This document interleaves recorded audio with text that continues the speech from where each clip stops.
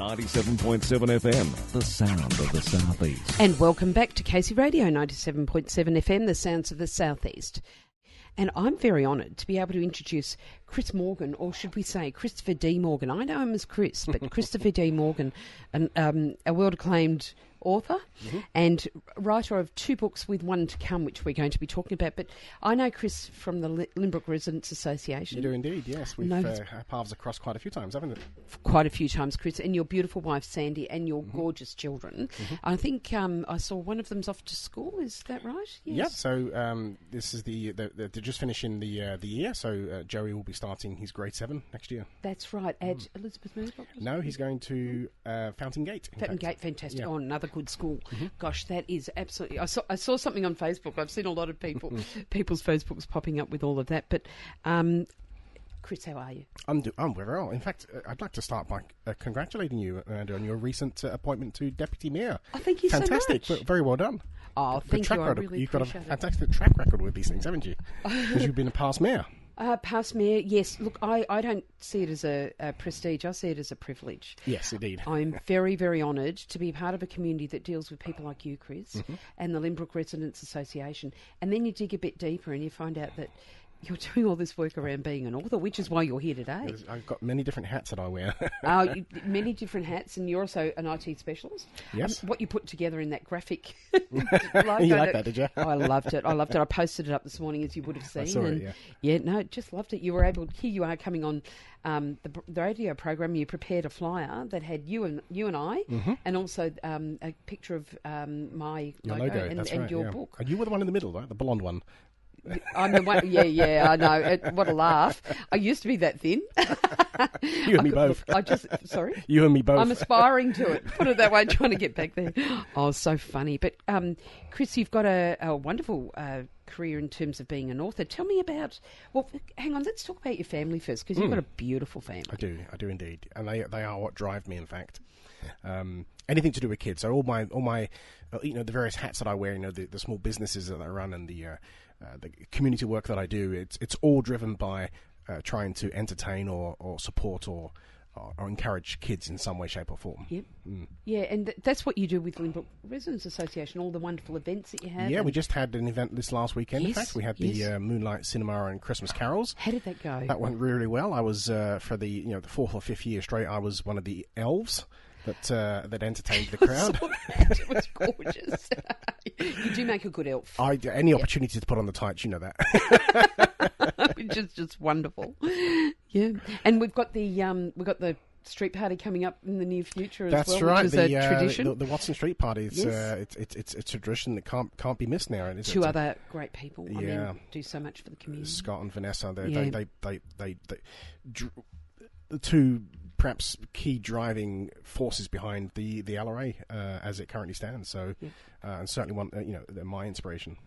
Yeah, well, I think you're theirs as well. I think they just are so thrilled that they've just got this wonderful community that have come together. Jason Naomi Wood. Jason is now the new president, in fact. So Yes, and he was a past president as well. He was. So it's wonderful to see a core group of people that have got together. They're like-minded, they're community-oriented, and they've been able to take the place that we live in to a place that is the envy of many other suburbs. Oh, yeah, don't see many communities operating this way, and you're very functional. You're really constructive, but you have fun at the same time. We and do. That was the thing that Greg was just speaking about before, is about having fun. Well, that's what makes it all worthwhile. If you can find something that you can do that makes a positive impact in the community and it's fun at the same time, that's half the battle won. Isn't it? No, I quite agree with you. But tell me a little bit about you, because if I Google you, you've got a whole heap of information about yourself and the books that you've written. You've written 2 books already. Yeah, so I've got 2 novels out,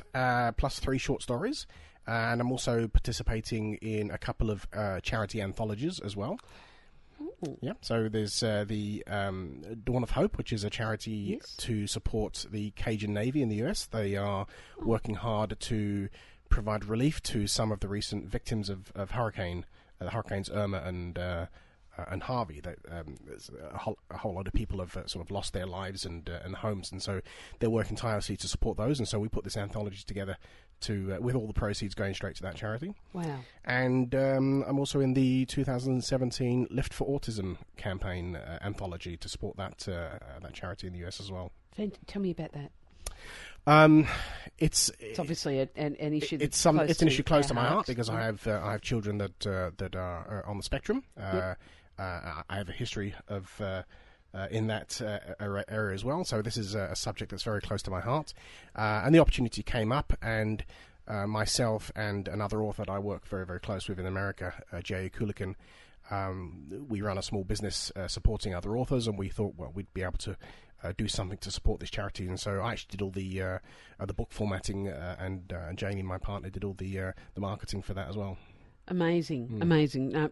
Beautiful. We've got 2 books before us. Well, we've actually got 4, 2 of each, and you're about to lose 1 or 2 of them because Greg's come back to buy one of your books. Yes, one of your... I think it's just fantastic. One of your guests has decided to buy them from me. Luckily, I've got a whole box of them in the car. So. Isn't that great? Maybe you could tell us a little bit about when you discovered that you had a writing ability. Well, this goes back to about 10, 15 years ago. I mean, it actually goes back a long way if you think about it. It goes back to school. And the irony is that the two subjects that I really didn't like at all at school were English, writing, and geography. Serious? Yeah, so those were the worst 2 subjects. I mean, I was always a maths and numbers, science person. Which is different sides of the brain, exactly, isn't it? It's different sides of the brain. I'd never really considered myself to be, creative in any way, shape or form. But back in 2002, my wife and I, we sold our house in Florida, and we took the proceeds and went backpacking for the best part of 18 months, just traveling around the world. And as I travelled every day, at the end of the evening, I'd write a blog, a travel journal. And I'd post these on, my Facebook feed and what have you. And I got a lot of really, really positive feedback. This is really, really funny stuff. We're following along with you. And by the end of that 18 months, I'd accumulated something like 800,000 words, which is like 10 or 12 novels. And, the feedback was that this is pretty good writing. And so I thought, well, there may be something here. And so eventually I decided, one of the things that's left on my bucket list was write a full-length novel. I thought, well, the feedback from the travel writing was encouraging. I'll give it a go. Not really thinking that anything would come of it. And sure enough, I churned out Joshua and the Magical Forest. And it's been received very well. I got New York Times bestseller status and USA Today bestseller status. That's been just an amazing roller coaster of a journey. And so I've decided to develop the series, and book 2, Joshua and the Magical Islands, has just literally been released this last week or 2. And I've got Joshua and the Magical Temples about to hit, hopefully, before the end of the year. Mm-hmm. Fantastic. Oh, Can you give us a snippet? Well, we'll come to that in a minute. Maybe start... now, I'm seeing on one of the Dragon Realm Press, something about Forestium. So the first book, as it currently is titled, is Joshua and the Magical Forest. That was initially released under the name Forestium, The Mirror Never Lies. Forestium. And what we decided to do was to make a change to the title. Sometimes authors do this on occasion. They change the titles or the covers. And I wanted to hit a sweet spot with the young adult generation, which is the target age range. And so we decided to go with a different title and a different cover that made it a little bit more readily obvious that that's what the genre was. Yep. And so that's what I've done. I like the title. I think it's fantastic. On that note, could you stay with us, Chris? We need to take a short break and hear from our fabulous sponsors, for without them we wouldn't be on the air, and we'll come back and talk to you about these fabulous books. You're listening to Casey Radio 97.7 FM, the sounds of the Southeast, and your program is Women of Today, and we are going to change the name, aren't we, Chris? I think we have to, because we've just got all these wonderful men in the studio, and we'll just make it more generic because we have the best guests. Absolutely fantastic. But Chris, we're talking to you in your capacity as Christopher D. Morgan, and your wonderful series of books that you've written. One's just been released, and with another one on the way. It is a series with a theme, and you can see there's a thread. It is, yes. The inspiration that sits behind all this. Oh, this is the question I get asked probably the most, and it's really difficult to answer. What makes this particular series slightly different to your regular series of books is that each new book represents a totally different world that the antagonist and protagonist are going to explore. So the first book, Joshua and the Magical Forest, it's a heavily forested world. It's the forest where it's a place called Foreston where Joshua, the main character, lives. When they go to book 2, Joshua and the Magical Islands, it's all about desert islands. It's got a very Polynesian, Hawaiian feel to it. Book 3 is called Joshua and the Magical Temples, which is, if you've ever been to Egypt, you'll recognise it's all about temples and pyramids and tombs and stuff like that. And the idea was that because I've travelled extensively, I've hit about 43 countries so far. Each new book, when I choose a theme, it's a theme around one of the places I've visited. It's one of the places I've been. So I grew up in the UK, as you know. And so Western Europe is replete with castles, and you learn about the kings and queens and the medieval times. And so Book 4, Joshua and the Magical Kingdoms, is going to be all about that world. And I'm just writing about places I've been to and I've seen. Gee, that's fantastic. Drawing on your own experiences, but really, bringing it into something quite magical. Yeah. Target audience? Who are you? So this is considered middle grade / young adult. So anywhere from about 8-year-old and up. Yep. Kids really love it. Greg loves it. Greg loves it. I have 2 books. Greg Plant just bought 2 books down. He you? just bought 2 books from me. So that's working. That's the way it's supposed to go. Yeah. About anywhere from 40 to 60% of young adult readers are actually adults. So I get a lot of really, really positive reviews from adults, even though it's targeted at younger kids. Take me through the book, just to give us that idea. It's magical, but is it? Something in the same genre as perhaps Lord of the Rings, or I think Harry Potter. Harry Potter. So it's it tells the story of a young group of kids. In this case, the 16-year-old boys and girls, and it starts off with Joshua. His father died when he was very young, or is presumed to have died when he's very young. But he starts getting these dreams that tell him that maybe I never actually saw him die, and he just went away and never came back. So maybe he's really still alive somewhere. So he decides this is a scratch he just needs to itch, and seeks the help of his village elder, and the elder sends him off to the oracle to go and find the truth. And so he sets out with his best friend, and they meet a couple of characters along the way, and it's about his journey through this magical land to try to find the oracle, who then gives him further guidance to where he can go and find his father.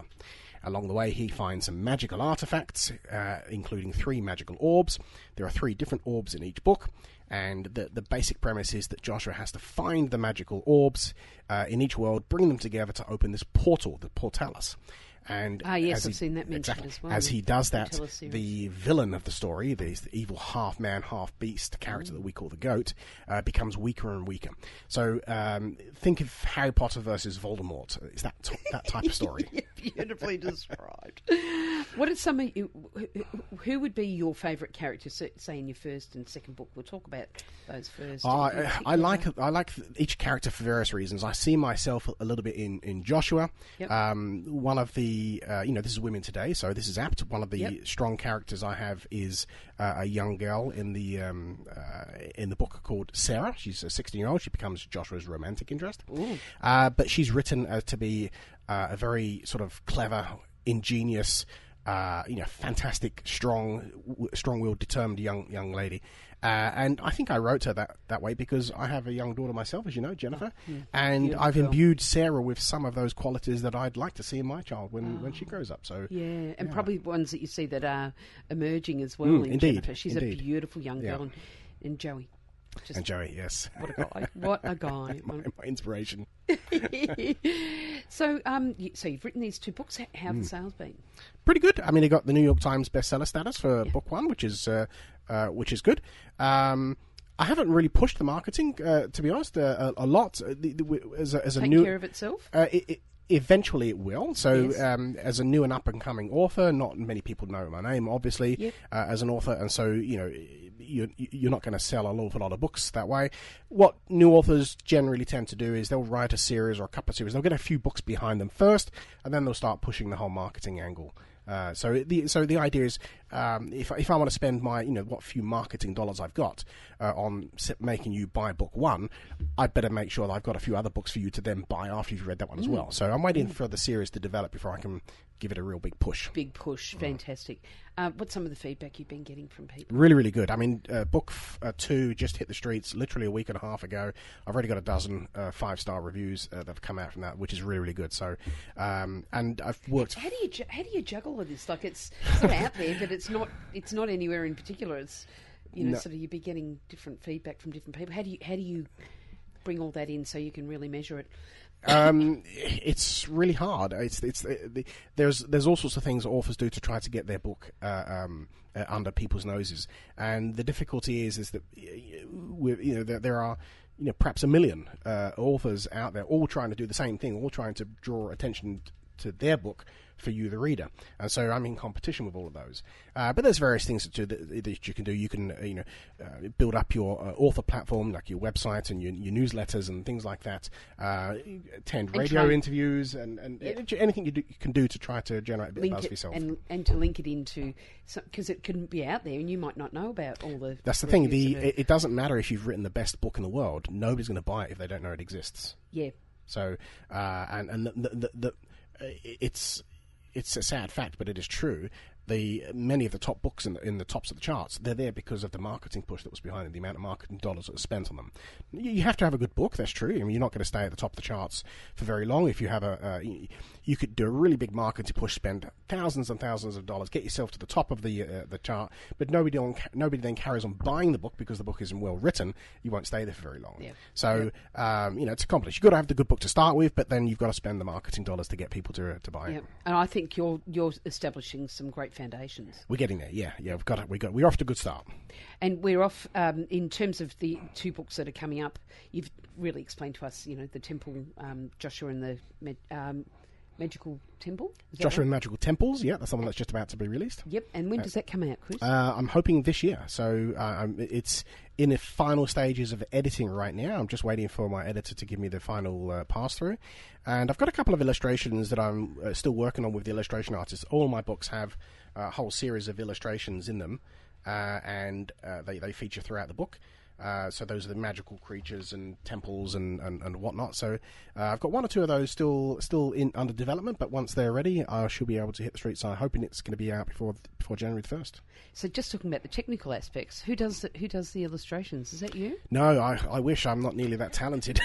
I don't do the artwork for the book, but I farm that out. So I've got a young Indonesian man who does my front covers, and I've got a young woman from Pakistan, as it happens, who does all the illustrations. My editor is from Canada. Some of my beta readers are from the UK. Writing and producing a book nowadays is really an international effort. So there's quite a few people all over the planet that have sort of come together to help make all this happen. Isn't that fantastic? Isn't it? Is that an expensive exercise for you, or is it something that... It can be, but if you know, it's like any new business or any new area you go into. There are pitfalls that you have to avoid, and I've stumbled into some of those myself, but I've learned a lot along the way. Generally speaking, an independent author can probably put out a new book by the time they've paid for editing and the book cover and various other things like that for about $1,000. Oh, yeah, great. Yeah. So it really gives you that scope to do the things that you really want to do. Yeah, indeed. And build on what you've already done. Mm-hmm. That's the plan. Chris, if somebody wants to buy your book, how do they do it? There's a number of different ways. They can go to Amazon, which is probably the most convenient way to buy the book. If it's an ebook, if you prefer your book electronically, you can go to Amazon.com or Amazon.com.au. If you want a physical copy of the book, you can also buy that from Amazon. You can buy it from Barnes and Noble and various other places like that online. You can also go to the book series website, which is portalis.com, portallas.com, and you can buy it there. The advantage of buying it there is I can autograph it, but if you're buying it throughout somewhere like Amazon, it gets shipped directly to you, then obviously I'm not there to physically autograph it. So got it. I think I'd prefer that. Definitely. Chris, final question. Yes. What are you doing for Christmas? What am I doing for Christmas? Yes. Oh, well, as you know, we live a long way from our family, Yes. so but we do have some extended family that live here. They live in Frankston, in the Frankston area, so this year they're all coming to our house on Boxing Day, and we're going to have a big feast there. So that'll be really, really good. So will you rest on Christmas Day? We'll probably have a quiet Christmas Day. Yep. Your wife's Dutch, isn't she? She is Dutch. And that's yes. Christmas Eve for the Dutch. Well, we have what's called Sinterklaas, which is December the 5th. So we celebrated that with the kids. Oh yeah. We'll try to have a quiet Christmas Day, but insofar as you can have a quiet Christmas Day with two children, it's going to be, difficult. I'm sure. Get ready for Boxing Day. It's going to be. We're going to get ready for Boxing Day. Yeah, a lot of tidying up around the house, I think. Chris, I have to say, you're an absolute superstar, and I've loved talking to you. I love the idea of your books. It's been great coming in. Thank you for having me. I'm going to really look forward to monitoring your success because I think you've got a great future. Excellent. Thank you so much. Christopher D. Morgan, thank you very much for being on the Women of Today program, and Merry Christmas. Merry Christmas to you. Thank you for having me.